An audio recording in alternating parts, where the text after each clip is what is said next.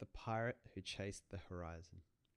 Welcome back to the With Joe Wehbe Podcast. Today we're going through another of our important lessons and explorations revolving around a story I wrote for the blog called The Pirate Who Chased the Horizon.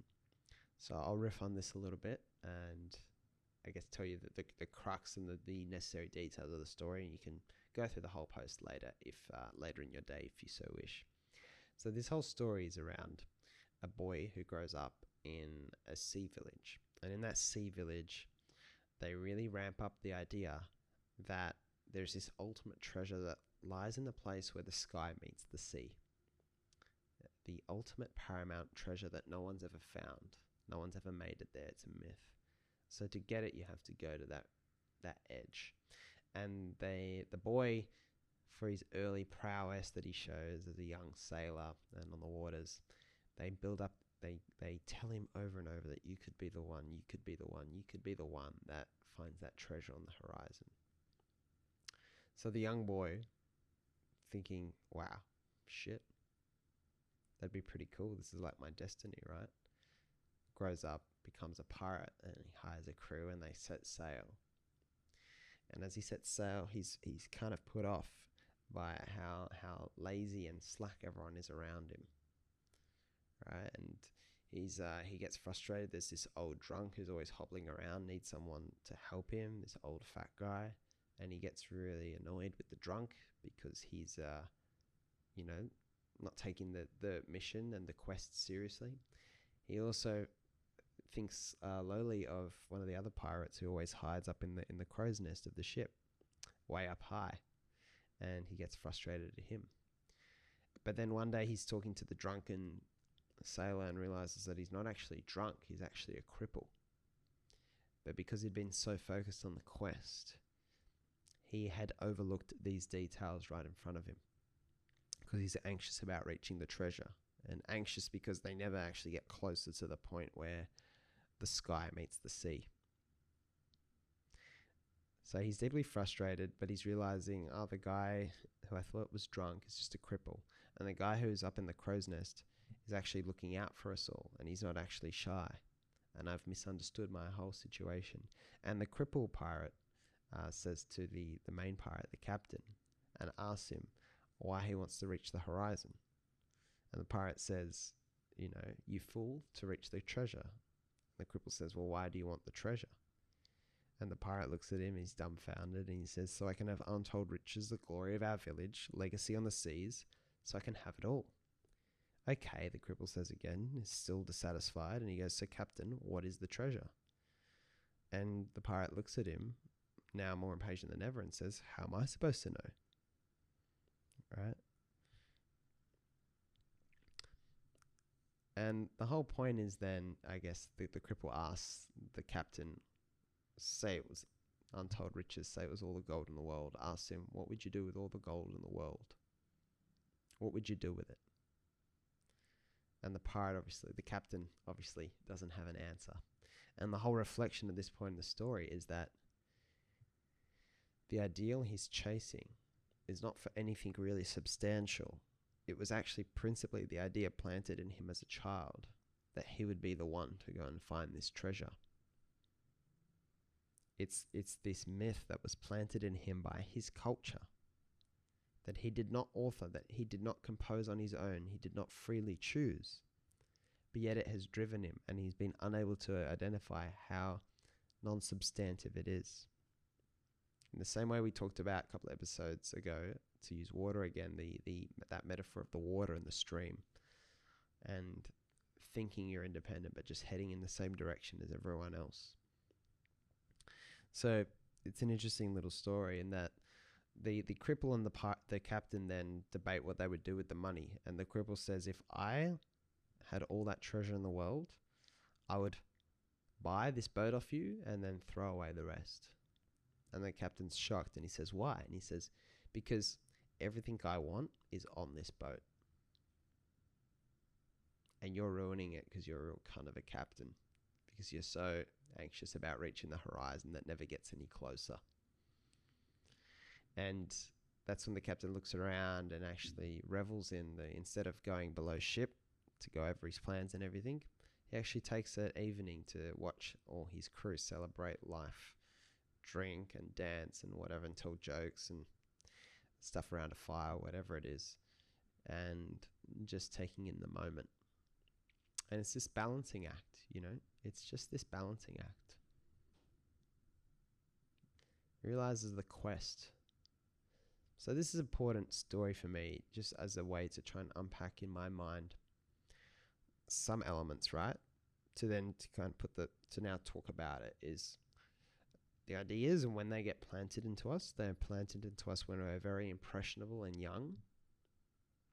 And they're stories, but they're not necessarily the stories we would freely choose for ourselves, yet they are ingrained in us. So that's something to be conscious of. The second thing is the whole, and James Pass wrote the book Finite and Infinite Games, Life Imagined as Play.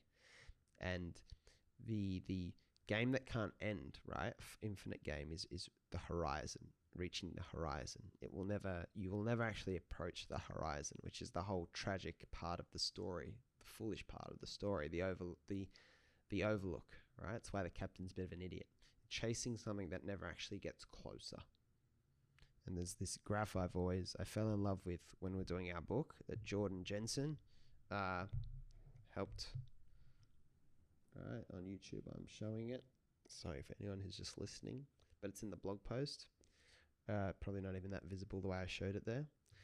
But it's this, where you are where you think you should be is 2 points on a line, and how no matter what you do, you actually never get close to where you think you should be. You only get to different versions of the way you think you should be, but there's always a new one that then just jumps up and is. So it's kind of like chasing the horizon, chasing an idealized version of yourself, and I'll be happy when is like chasing the horizon.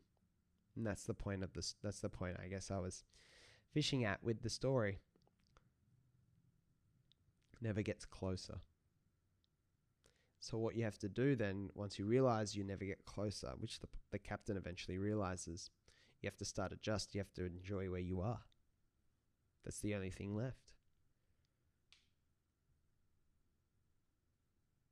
And it's the infinite game. Is the joy of an infinite game. In other words, a game that doesn't have an end, not like a traditional sporting game, but one that doesn't have an end. Why would you play it? Well, you play it for the sake of playing it. And it's like being on the ship for the sake of being on the ship.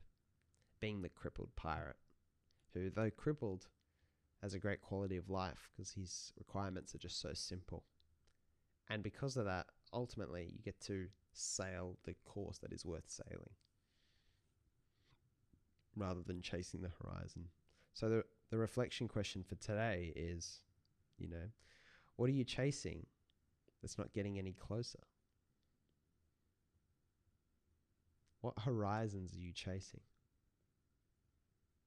And if you're struggling with that, what's normally easier is to look at how it's relevant for others around you that you know. You can observe them more easily than you can observe yourself sometimes if your blinkers are too strong.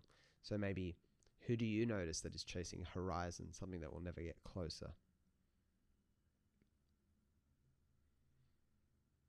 And then after that, what are the infinite games you play? What are things you do that you don't want to end?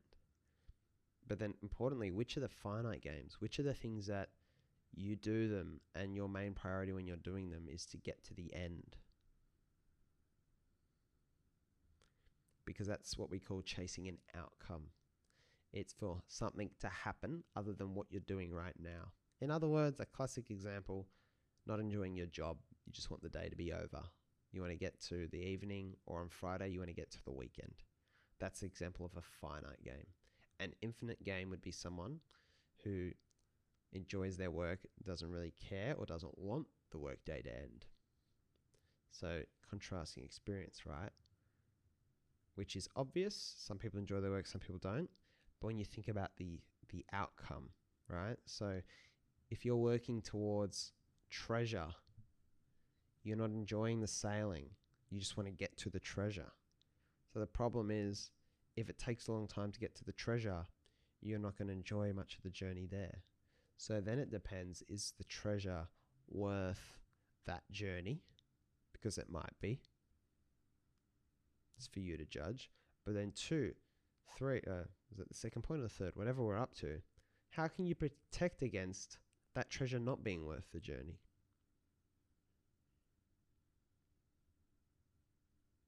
In other words, how can you factor in for the risk that what you're chasing won't actually be that good if I spend 1 year or 2 years working on what I think will be an awesome business, but then I realize that no one thinks it's an awesome business when I'm done. I don't want to have to look back on 1 or 2 years with deep regret that I wasted at time. Now, why wouldn't I? If I enjoyed the process, or if I saw meaning in it, or if I had a very different interpretation of failure. Things like that. Thoughts, many thoughts. But yeah, find those infinite games as well, for sure. Thank you very much, guys. I really enjoyed this podcast episode, and it's always nice to bring a story or two into it. So I try my best to make them weird, not too weird, but relatable. So yeah, hopefully keep getting better at that. Thanks for tuning in again. Remember, of course, that the best way to open 1,000 doors for you is to concentrate on opening doors for others. So today you might like to share an episode as a way of doing that if you find it valuable or if you know someone it might resonate with. But also, especially, I'd love if this can spark conversations between you and people around you, because that's definitely a door opener. More intentional conversations. Send the episode and have a chat with someone after about what they think or thought. But yeah, anything else, that full episode available on the website, www.withjoewehbe.com. Thanks again, guys. I'll see you again tomorrow.